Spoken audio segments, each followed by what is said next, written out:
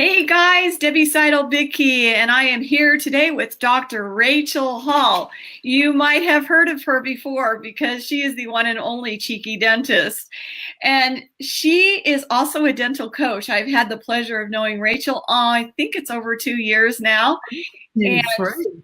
she has 26 years of experience as a dentist, and she has owned her own practice in Brisbane. It's actually Kenmore, Australia. It's in Brisbane since 2005. I've had the pleasure of going to her office and working with her team, and I have to tell you, you have one of the most beautiful offices I've ever been in. So thank you for inviting me there, and thank you for being with us today, Rachel. Thank you, Debbie. It's a real pleasure and lovely to connect with you again. And yes, we had an absolute ball when you came over to Australia. We loved having you. Yes. So Rachel is now helping other dentists to build profitable dental practice and a freedom lifestyle. And I wanted her to share with you everything that she can in the next half hour about this because she is living that. She's walking her talk. Rachel's passionate about helping dentists to build systems and make fortunes while you also have fun. And that's exactly what she's been doing. And if you've followed her on social media, you'll see the beautiful Porsche that she just bought this year. And you had a different Porsche before that was already very nice. Yes, I like my cars. So today our topic is leading your dental practice for success, how to become a great leader, whether you like it or not. And it's a perfect title for you. I always use Dr. Rachel Hall as an example with our other clients because she is the epitome of an amazing leader and a dentist. So I'll just call you Rachel. We always call you, everybody calls you Rachel. She's not pretentious and doesn't have an ego that needs to be doctor. So we'll call you Rachel.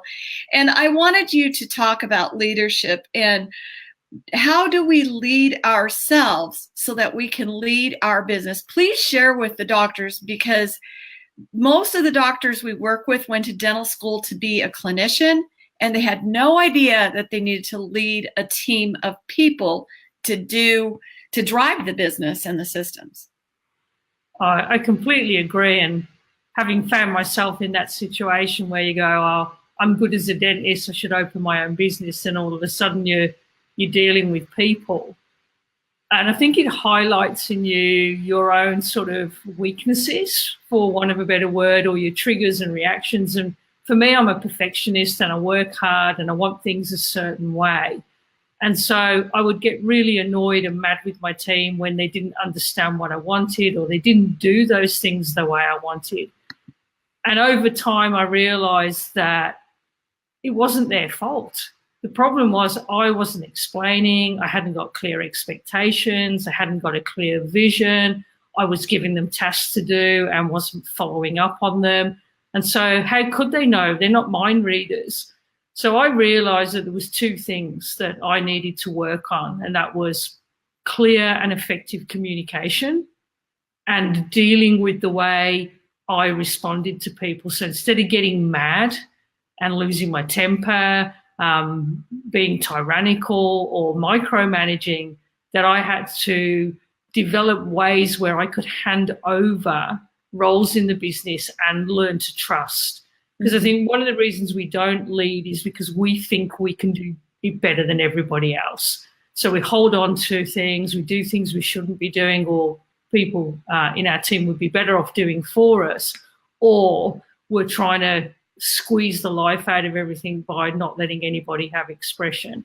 And so for me, it was learning to trust people again, trust myself, understand clearly what it was I wanted, and to verbalize and communicate that, and then set the bar on how I did that. So the only way I could become a better leader was by understanding myself better, having better self-awareness.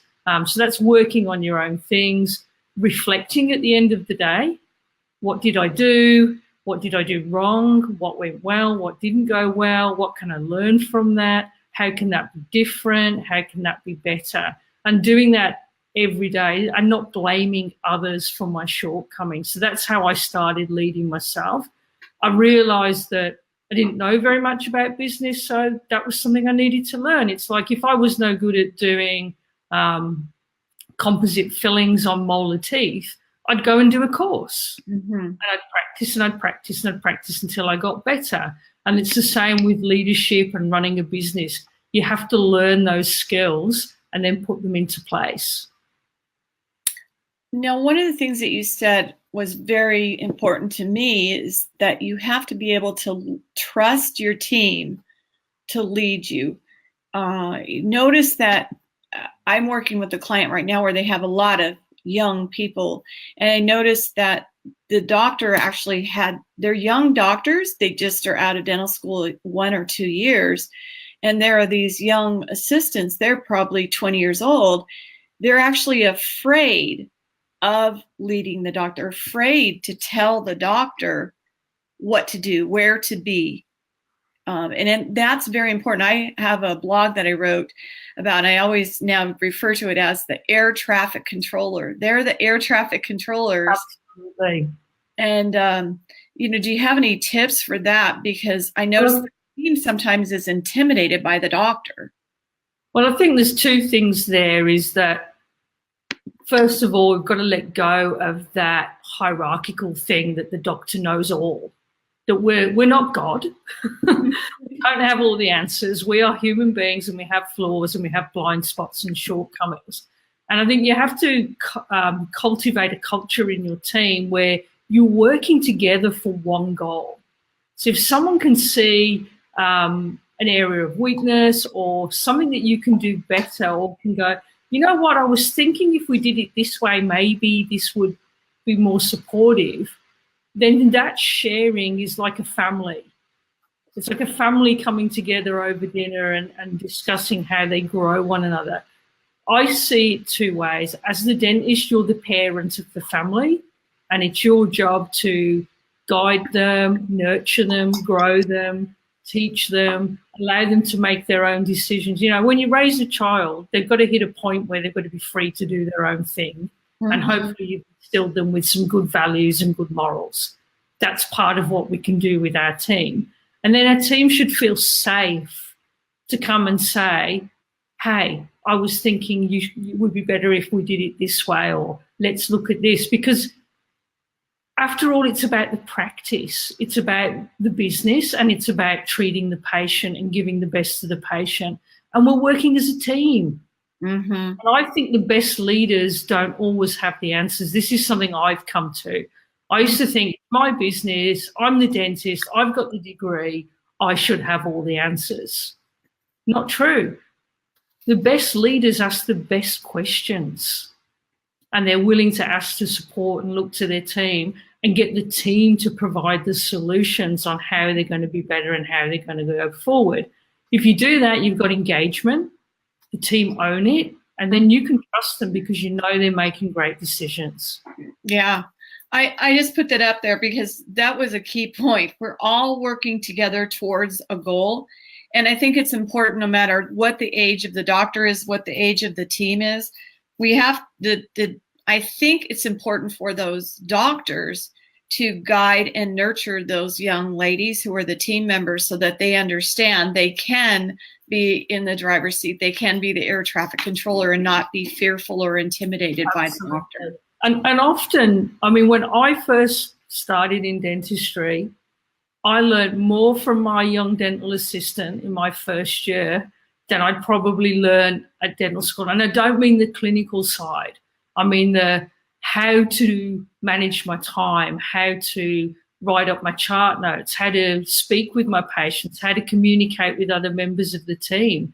She was so all over it and had a lot of experience, even though she was younger than me. She knew the ins and outs of dentistry much more than I did. And so I was willing to learn from that. I think the other thing is that what you want to be developing is not only you as a leader, but you've got areas within your clinic you can develop other leaders. So we have our front desk leader, we have a clinical manager who takes care of the back office, and I also have a practice leader. I don't call her my practice manager because she's not just managing the business, she's leading my team with me.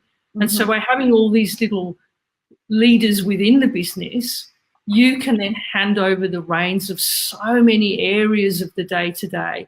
You can then focus on what you love doing, which is being with the patients, drilling teeth, creating great smiles, healthy mouths, and you can work on your strategy, the plan for the practice, the vision, and the other things that drive the growth. And then your headspace is much, much freer because you've got a team of people who have took charge. And what we do is every fortnight, every 2 weeks, our leadership team meets and we sit down and we discuss where everybody's at in the practice. We look at our numbers, we look at how we're going according to our goals for those months, and we look at any issues that are coming up and we create an action plan.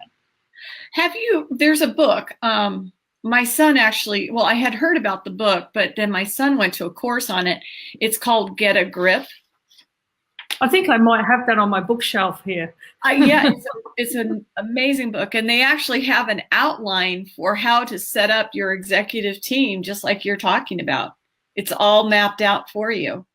Yeah, I mean, like, dentistry is crazy. If you're the CEO of a business, you're not on the shop floor. You're not in charge of production. You're managing your managers and you're checking in with the heartbeat of your business, and then you're coming up with plans to grow the business, take it in different directions, innovate. But as dentists, we've got so many roles. We're 99% of our time, hopefully, we're that booked that we can be sat behind the chair and we're working on patients. Then we're trying to snatch 2 minutes here and there in between patients to guide and lead our team. Most of the time, to be honest, we just want to go and have a lie down for 5 minutes because that case is exhausting. But everyone's at you. So you're trying to drill teeth, market, do your finances, do your HR, lead your team, deal with any complaints. It's insane. So you can grow people in your team to take charge of that. You can put systems in place so they understand exactly how you want it done. Then you hold your team accountable to 2 things, your systems and your values. And your job then as the dentist is drill teeth, hold my team accountable. Yeah, and that's exactly what Gino Wickman, he outlines that in his books. He's got 2 different books, but Get a Grip is very simple, straightforward, and they give you the templates to do exactly what you're doing. So great. And it takes work. It takes work to train people. It takes work to systemize. It takes work to delegate and then check in. But after a few months of doing that, that work pays off tenfold because all of a sudden your mind is clear.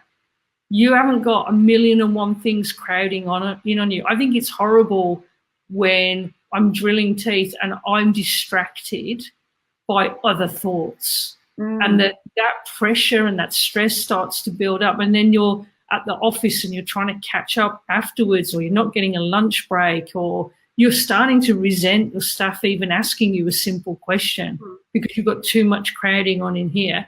By handing it over, not giving it away and then I'm not dealing with it, but handing it over, checking in, inspecting what you expect. I think that's something I saw on one of your social media posts this morning. You can then ensure that your business is growing, things are being done the way you want to have them done, and that develops the trust. So by having systems, that becomes your leadership team. They lead your practice for you. Everybody knows that's the system, that's the way we do things, that's the standard, that's the bar that we're all aiming for. So when you onboard a new team member, they get taught the systems. You don't have to train them. I think that's really important what you were saying about, for those doctors who are watching this and they have more than one assistant, more than one hygienist, more than one front office person, I think we do have to delegate and have somebody in charge of that. Yeah. So you can be rest assured that they're handling it and you don't have to be sitting there drilling on a tooth thinking about it. Particularly if you've got systems in place, because then like if you've got 4 hygienists, for example, and you've got treatment protocols, you've got systems, you've got scripting, ways you like things to be said and done, and they can add their own flavor to that, then you know that if there's a system, that 80% of the time, everything's been done exactly how you do it if you were the one taking care of that task. And so there are so many things within leadership. There's defining your values, making sure that everyone knows that that's the standard in your practice, having the vision and the goals and leading towards that. But then there's also having the mindset to put it into place. So how many times do we read a book, we go on a course, we have coaching, and we go, wow, that was amazing. And then we do nothing with it. Yes. Because we don't know how to implement, or we're terrified as the leader to rock the boat. I mean, there's so many different leadership styles, and I was sharing with Debbie that I think I've had them all in my time in dentistry. Yes. So there's the very passive leader, or the doormat leader, that allows their team to just walk all over them, do whatever they like, and they're frightened to say anything or rock the boat because they think their team are going to mutiny or leave or hate them. And so often as a coach, we'll make a suggestion. Have you tried this? Have you thought of, oh, no, my team wouldn't like that. You know, so straight away there's this, oh, I couldn't say that to them. We couldn't make changes because the team aren't going to like it. Sure. Or they just don't want the drama. So it's like, I'm not going to say anything. Then you've got the tyrant who thinks they have to lead by cracking the whip and you do as I say, and they have to be hard and tough because that's the only way you get respect. What that creates is fear and tension and a poor performing team who actually resent you and will leave. Mm-hmm. Then the other one, I was very guilty of this, was the micromanager. So you constantly, you know, I'd find myself stood next to my front desk person while she's on the phone going, no, say this, say that. What are they saying? What are they doing? You know, like almost taking the call myself because I didn't trust them. Yes.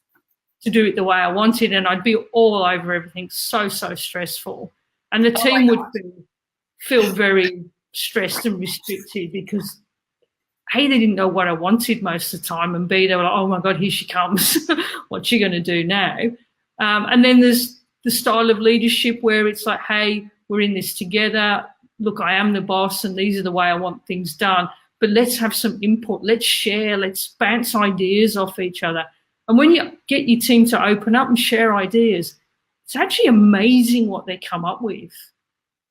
And then they start to grow. They are engaged. They own the process. They own what's going on in the business. They have a real pride, and it becomes more than a job. Yeah, they take ownership because they got to have a say-so about it. Yeah. Talk about how to have your team follow your lead. Well, I think there's a few things there. First of all, you've got to lead by example. You have to walk your talk. So if you want your team in the office at 8:30, you have to be there at 8:25 at the latest. You've got to be there before them. You've got to set the tone. If you want to have a morning huddle, then you must be there. You must keep them to it. You know, we start pretty early. We have our morning huddle at 7:45, and we have a system for it. We have a rota for it so everyone knows who's leading the huddle. We have a guideline. And if people are running late, whoever's in charge of the huddle has to go gather them. And if they're not gathering them, I will ensure that they know they need to, because the huddle's important. So it's about being consistent. So if you say from this day forward, we are now going to do this. So it might be that you're going to do a follow-up call for every patient who's had an injection. I think every practice should be doing that anyway. You have to make sure we're doing it. You can't just say, right, we're going to do this. The team do it one day. They do it maybe the next day. And then on the third day, they don't do it and doctor lets them get away with it. If they know they're going to be allowed off the hook all the time, every time you have an idea or want to implement something, they're not going to do it. So you've got to walk your talk. You've got to make sure you're holding people accountable, and you've got to follow through. And if you've got a task that you're supposed to be in charge of, get it done. Don't go, oh, I didn't have time. Oh, I forgot about it, because that is the tone you're setting for your practice. Mm-hmm. Mm-hmm. One of the things that I thought you said that was really important, you were talking about having the team lead certain areas, and you were talking about helping the team to grow. And I think what you mentioned is that each different member of your team takes a turn leading that morning huddle. And I think that I wanted to bring that out, that you said that, because that's one aspect of developing different leaders. And every one of us can be a leader in some area. That's right. And not only do they lead the huddle, but each person is responsible for leading an area of the huddle as well. So someone will take charge of the huddle, make sure it's running on track and that we're doing it in the right order. But then, like my front desk team, I have two. One's in charge of doing the numbers and the figures. One's in charge of giving us other information. Then my dental assistant will do my day list and I will interject. The hygienist will do their day list. Then our practice leader will bring up things that we need to attend to that day. And then whoever's the lead of the huddle has to give us a motivational quote or some enlightening, inspirational thing at the end. So everybody has their part to play. And just in that small 15-minute thing, that's how we run a business. Everyone has their role and their part to play, and they're responsible for that. And if they don't bring their information, if they don't have their quote, the whole team says to them, hey, you've just spoiled our huddle. Mm-hmm. So it's not just coming from me anymore. The team are actually pulling each other up. Great. And within that, they build camaraderie, they build trust and respect.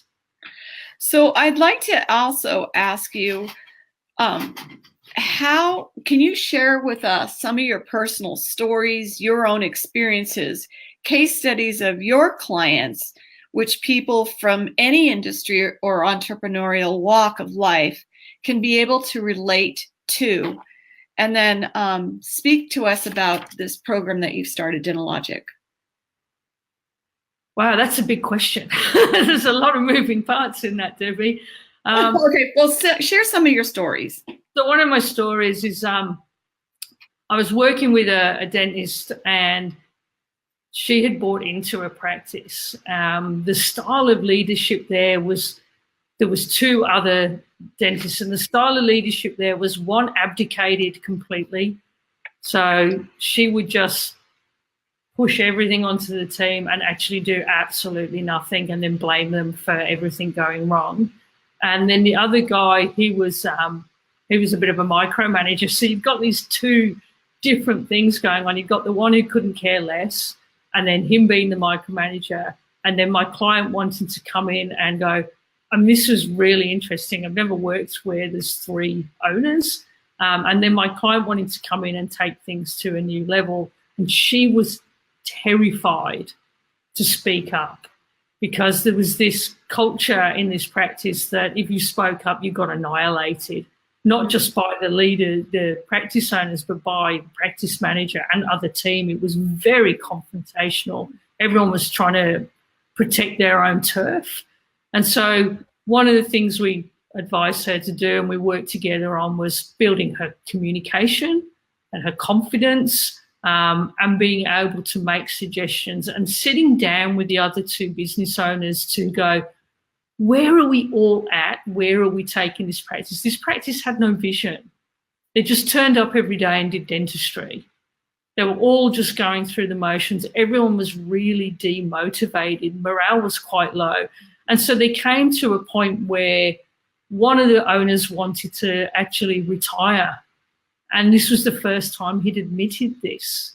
Mm-hmm. And so the vision was to help him into his retirement. And then the other one wanted to be more liked by her team. So we worked on a plan where, A, we could help transition one of the owners out, bring the other two together as the leadership team. And they created a vision of growth and education, because that was things that they were really big on and very proud of in their own careers. And so they started a development program for their team. So they had a personal and professional development plan, and they worked on that. This is completely left of center of where we thought this was going to go. But they worked on developing their team to achieve their goals and how those goals were going to align to the business. And within about 6 months, the culture had completely shifted in that practice. People were coming together. They were wanting to support each other to work on their goals. They were having regular meetings, which they weren't doing before. And there was a lot more communication. And we're still working together on and off at the moment because they're hitting a point where they're now revisiting their vision and where they want to be. But that's really helped. And what I've seen with my client is she's become really confident to present her treatment plans, to tell patients what they need, because before she was very scared to say the truth because she was just getting rejected all the time. And what we realized is that she didn't value who she was, what she was bringing and her ideas, because they'd always been knocked down, and that this was outplaying in the way she was with her treatment. So she would, instead of saying to a patient, you need a crown on that, she'd go, oh, I can fix that. And she would be doing patch repair and cheap dentistry because she'd rather have them say yes to something and get a couple of $100 in the bank than say no to what was really needed. So it completely shifted her mindset and grew her confidence.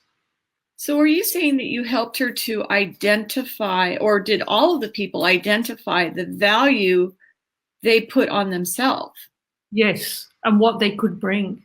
Because they were just, when morale's low, you just turn up and you're like, oh, well, it's just a job, it's just what I do. And there's no passion anymore in that. And once we started asking people what their strengths were, what their skills and their talents were, and what areas they felt challenged in and where they wanted more help and support, they all started to get aha moments of, I'm really good at this. And if I can bring this, I'm adding value. And then their own value and self-worth went through the roof. You know, this is so, to me, it's very eye-opening because we do these, we call them We Care surveys each month with our clients.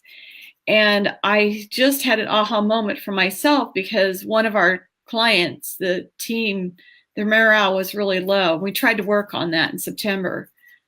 And I can see I have an answer to a question that I posed to you. That's awesome. But I think when morale's low, it comes from the leader. You know, they say a fish rots from the head down.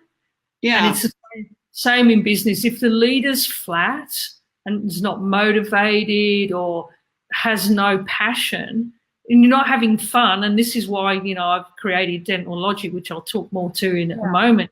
If you're not having fun as the leader and you're not enjoying your practice and you're negative and you're down and you're stressed, that is the flavor of what's happening in your practice. And then the whole team has that too. You know, like we talk about in our practice, hang on, what's going on? We've lost the joy factor.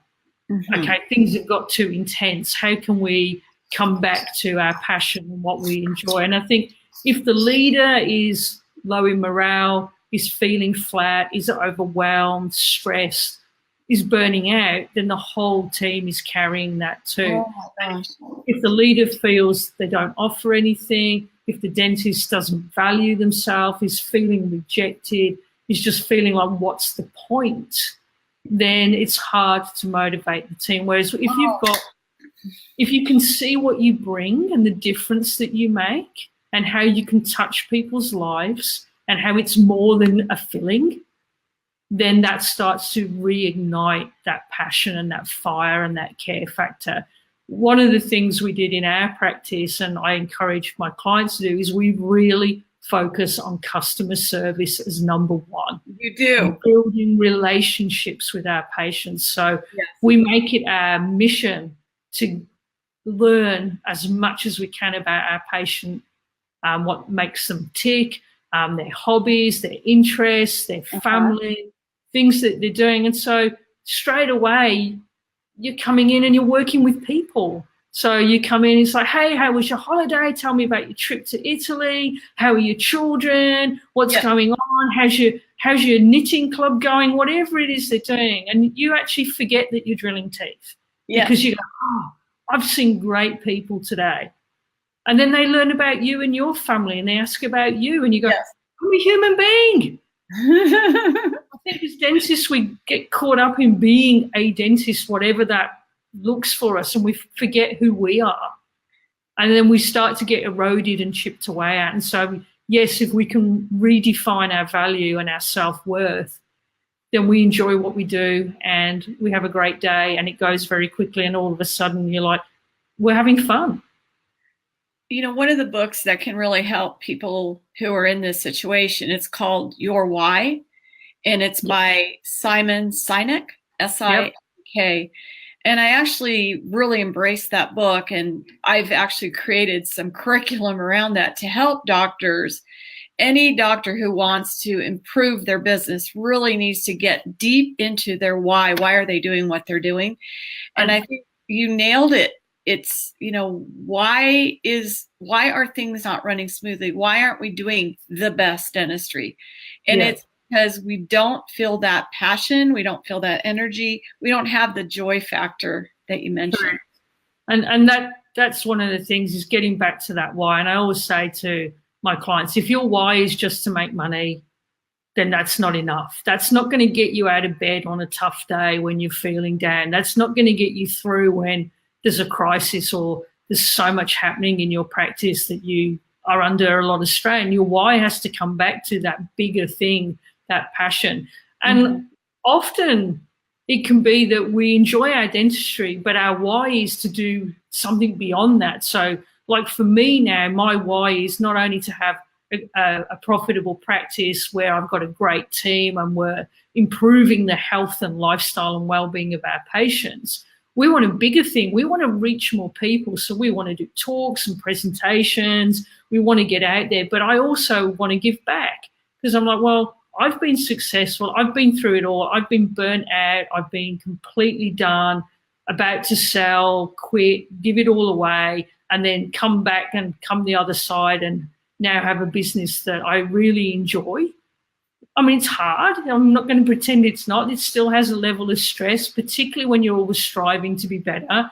And I'm like, that's great. What can we do next? That's the way I am. So I'm always challenging and stretching and getting us out of our comfort zone. But I also want to support other dentists to have happiness in their life and be profitable, be successful. And so in Dental Logic, it's an online program that's going to be going live in a few weeks' time. You can't register yet, but all the information's there. I mean, you can private message me or get in touch to learn more. And it's a 12-week program, and the modules start with what is your why, what do you want to do, what are you putting up with, what do you want to let go of, how are you going to define success for you in your business and in your personal life. And then we're going to put things into place in the practice that help you systemize that, have your front desk being an amazing sales machine for you, improving your case acceptance, getting your marketing down pat, and just many, many aspects. And so there's going to be live training. There's going to be a Facebook group. I'm going to be doing what's called The Doctor Is In, where I'm going to do one-on-one coaching with people in the group. So they're going to get hot seat sessions with me, and we're just going to have an absolute ball. And this will give dentists the foundation to do the things I've done in my business and what we've done with our clients, but to do it their way. I get frustrated with other dental coaches, and I might get booed and I might get upset, might upset a few people. I get frustrated when I see successful dentists who become coaches and they go, all you have to do is do what I did and you'll be successful. I'm like, yeah, to some degree. But if you're working with someone who is tired or their mindset sucks, we've got to work on that first and foremost. Otherwise, we can give you systems and ideas, we can train you, we can coach you. But if in here you're flat and you don't know how to implement it, nothing's going to change. And so Dental Logic is about supporting the dentist to be reignited, find that passion, shift the mindset, and get their team helping them implement. I've worked with coaches in the past for myself. We've had great ideas, but I've had to drive 99% of the changes, and I got more and more exhausted. Whereas what I'm saying is let's work together to do it and get your team engaged and buying in and have your team help you make the changes in your practice. In order to be successful as a dentist, one of the key points is that you must have the systems and your team must drive those systems.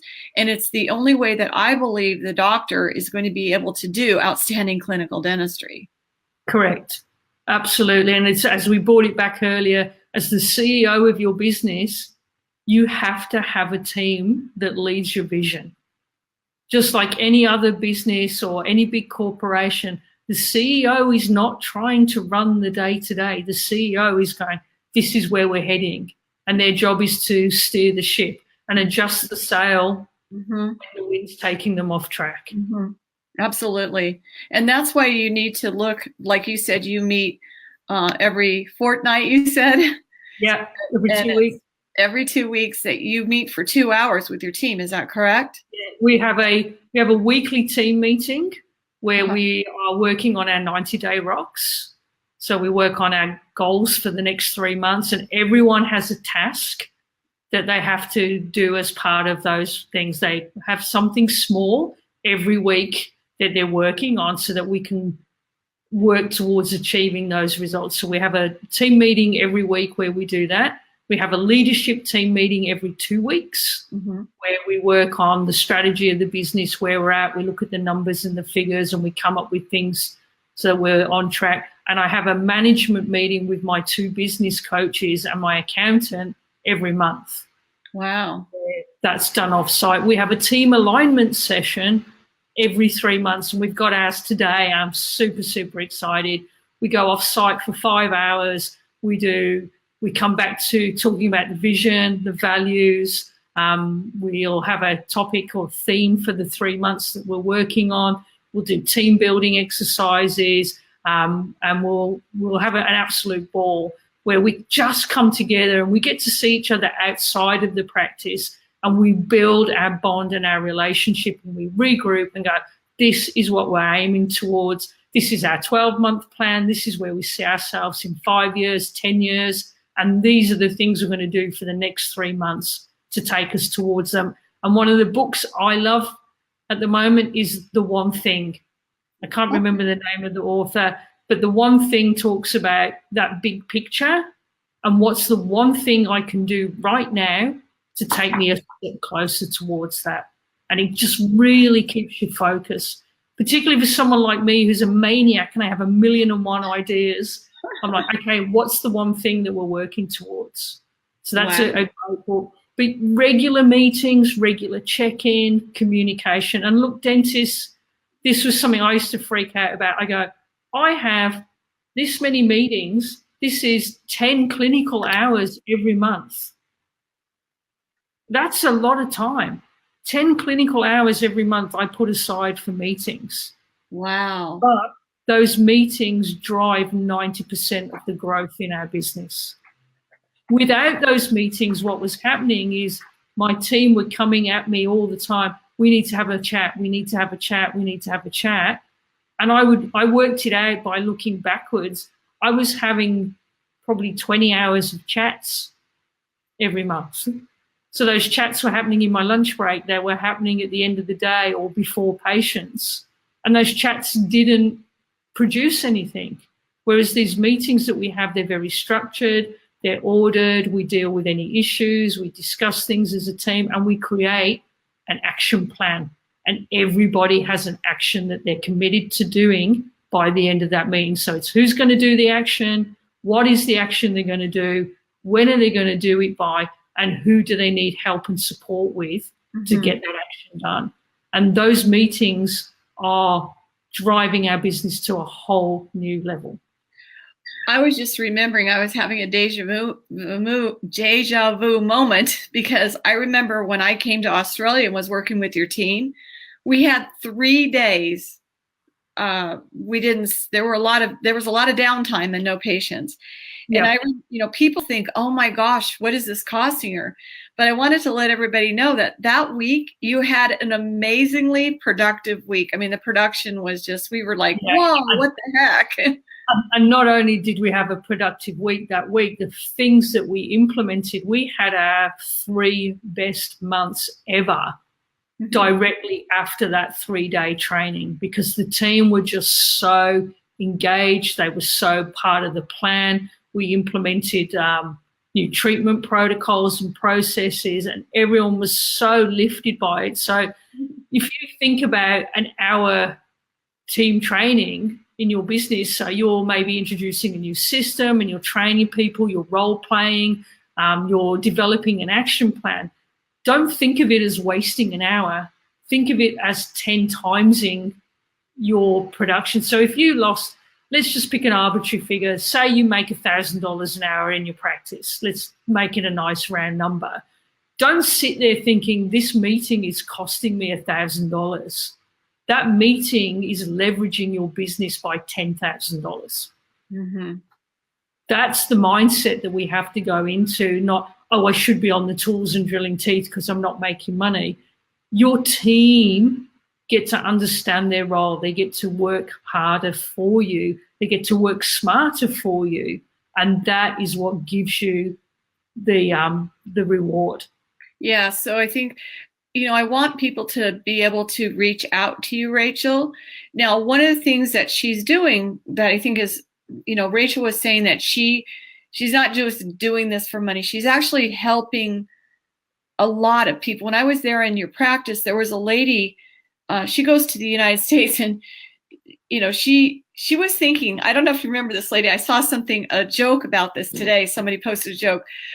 She was going to go to a dentist in Missouri, and she was going to use like some herbs or something to get rid of the decay. I don't know if you remember that lady that was in your office, but people come from all over the world to see you. People fly on an airplane from other parts of Australia to come see you, because everybody knows that she's on the leading edge in Australia. Everybody knows that, they want a holistic dentist. So that's why when I was there, they were like, I'm here because I know she's a holistic dentist, and there's nobody else that's doing that.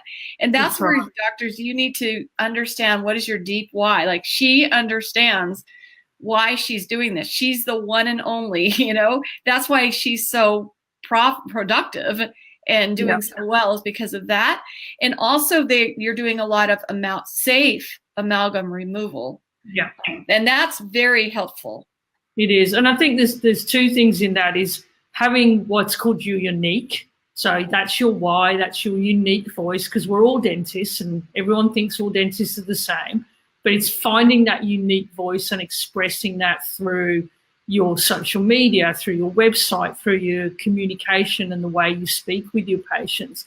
But the big shift for me, and I think, my lowest low was, I'd opened my own practice. My team had mutinied because I was such a horrible manager. And I was just on my own one day. I turned up and there's just me. Seriously, just me. And I'm like, okay. And like my partner, amazing person, went, I'll come and answer the phone. And, we just got a temp in and we managed. But it really made me stop and go, what's the problem here? And I'm like, I am. I'm the common denominator. I'm the problem. I need to change. So I needed to grow and change as a human being and stop having tanties every time things didn't go well. Tantrums, sorry for the Americans, and throwing things out and, losing the plot.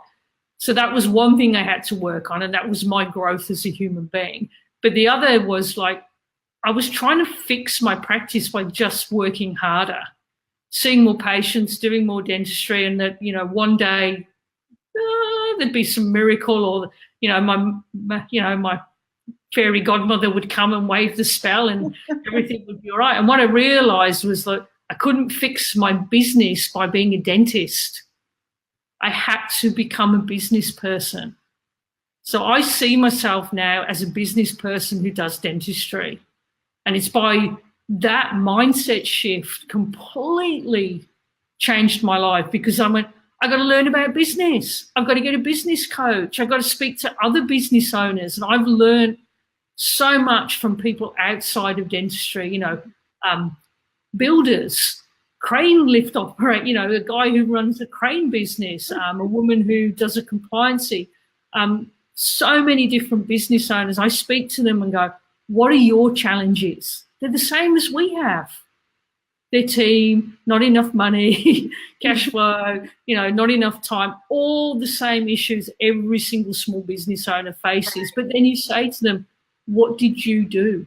How did you get to where you're at? And you learn from one another. So I joined a business mastermind group. I've had 4 or 5 different coaches in the last 8 years, because you grow and you learn things from other people. I've read a ton of books, watched a lot of videos, and done a lot of business courses, even almost did an MBA, but I was like, no, I'm too busy. But I found that the more I've learned about business and the more I've learned about myself, the better my dental practice has become. And so from learning about business, I've gone, we need systems, we need structure, we need to look at how we book our patients, we need to look at how we manage our time, we need to look at how we lead and how we grow our team. And those things have all come from that aha moment that I had one morning walking my dogs going, you can't fix it because you don't know anything about business. And then being willing to say, I don't know how to do this. Please help me. That is not being weak. Oh my gosh, that was so awesome. Dentists, they need to ask, please help me. Yes. And you need to admit, it's not that you failed. We just don't know. We haven't been shown how to do this. It's like trying to tie your shoelaces and you've never been taught. You're going to struggle and struggle and struggle and struggle, and you're going to think you're a failure because you can't do something that everyone else can do. You need to be taught. You need to be coached. It's that simple. Yeah, absolutely. That was great. So I wanted to just ask, how can people reach you? Well, I think the easiest way to reach me is anyone who knows me. Is I've got 3 loves in life: my dental practice. My family are going to kill me. My dental practice, coaching other dentists, and social media. So if you want to find me, social media is the place. So you can check out my Facebook page, The Cheeky Dentist, or my personal page, Rachel Hall. I'm sure Debbie will put some links. You can put that in the comments. I would direct you to my website, but my website's my first incarnation as a coach. And we're about to revamp it all because it doesn't fit with where I'm at now, because I've grown and evolved so much in the last couple of years. So social media, you can direct message me that way, or contact me. Yeah, I'm very happy to reach out on social media because I have this as my right-hand man. This is my smartphone. So if you do message me, I'm up at all hours. I don't sleep much, so I'll be there. Just look up Facebook, Rachel Hall. Okay. Yeah, I think I'm Rachel Hall 37 on Facebook. Okay. All right. Or just check out The Cheeky Dentist. Okay. All right. Well, and then the other thing that I want them to know is, like, you're communicating, you're doing Facebook Lives for the community. Like, anybody can see that in the world.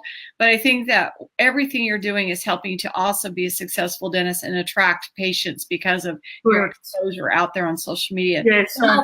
Help people. Yeah. So I do two lots of Facebook Live. So I do one for my dental practice, and I try and do that weekly or every other week. And that's educating people about, the myths about dentistry, like how to eat to have better health, how to eat to have better teeth, why we do safe amalgam removal, all those sort of things. And I love doing that. And like one of them that I did had 38,000 views, which absolutely blew me away. But also because I'm so passionate about the business of dentistry and helping other dentists, I am just banging on the whole time about, this is what I was thinking this week. So I constantly do a lot of Facebook Lives for my Cheeky Dentist show, share a lot of value there. And people say to me, why are you giving away a lot of your best stuff? And I'm like, well, because I want people to do well. And I know from my own experience, and like we've said it earlier, you can go on a course and you get great ideas, but then you don't know how to take them forward. So I can share with you all my great ideas, my stories, my experiences, but often the sticking point is that we don't know how to implement it. We need that help, we need that accountability and the action plan and the vision of somebody else coming in and walking alongside of you to actually make it happen. And that's why I'm like, well, I'll share everything with you. And if you want to work with me, if we're a good fit, then reach out. And if you don't want to work one-on-one with me, then I've got an online program. Exactly. I feel the same way. My team, we were talking about this yesterday. We have a team meeting every Monday, and they were saying, you know, we consider ourselves to be the largest free resource in dentistry. But, you know, they can grab the free resources, but you've got to have somebody implement it. And that's the problem that we face, is we're busy and we don't have somebody to implement. We have to find somebody to implement it. And we need to find a way to implement it. And just what you were saying there is, like, one of the things I think about is, why are celebrity chefs so popular? They give away all the recipes. Good idea. Yeah, I love that. They're showing you on their shows and in their blogs and all the things they're doing. They are giving away their recipes, yet they still sell their cookbooks.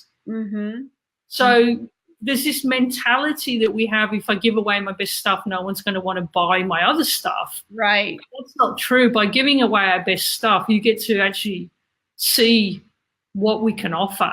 Right. And I am very big on, you know, I started in the coaching field by mentoring.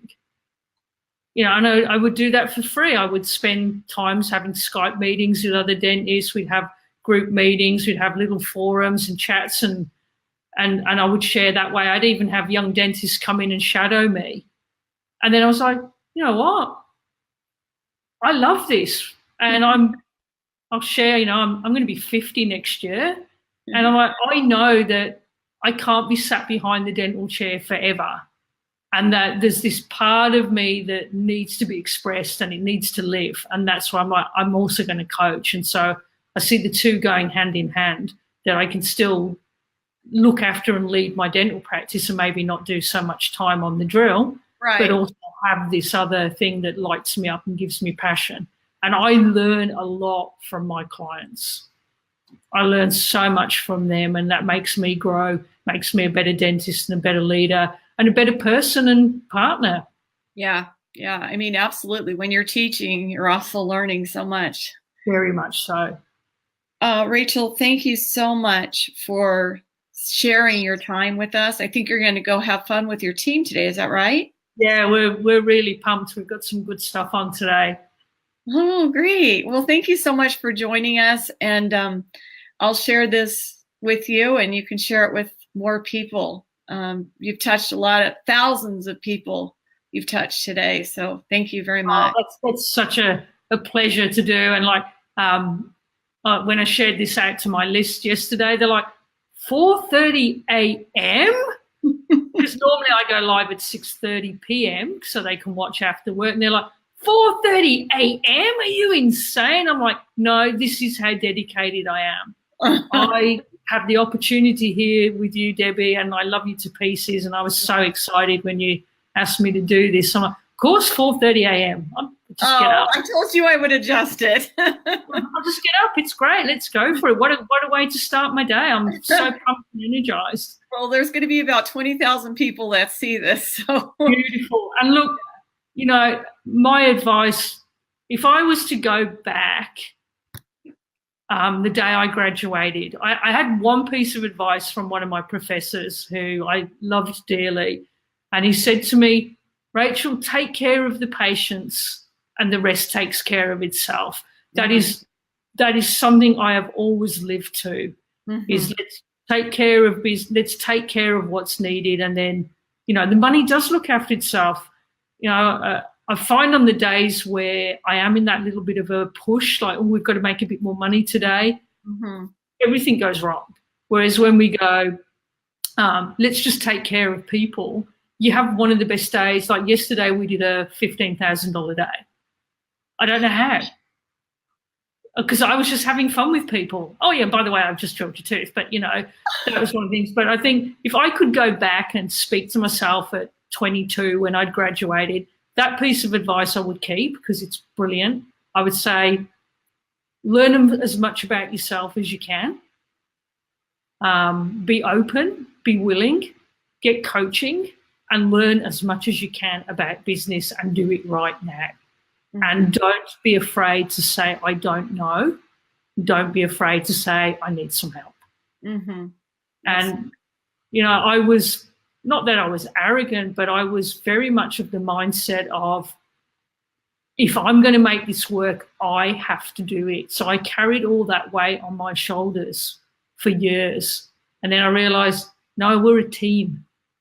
We're doing it together. So use your team, leverage them. They've got great skills. Ask them for their input, and you will reap the rewards a millionfold. And you will have a team who becomes really loyal and dedicated to your practice. And they will be talking to their cab driver about your business. That's what my team do. They get asked, oh, you know, they're chatting with the cab driver. What do you do? Oh, I'm a dental assistant or whatever. And then they're just banging on about our office and what we do the whole time they're in that cab journey. Yeah. I put that up there. We're all doing this together. And I think that's one of our key messages here today. Oh, thank you so much. My pleasure. Thank you. Okay. We'll see you soon. Bye, everyone. Bye.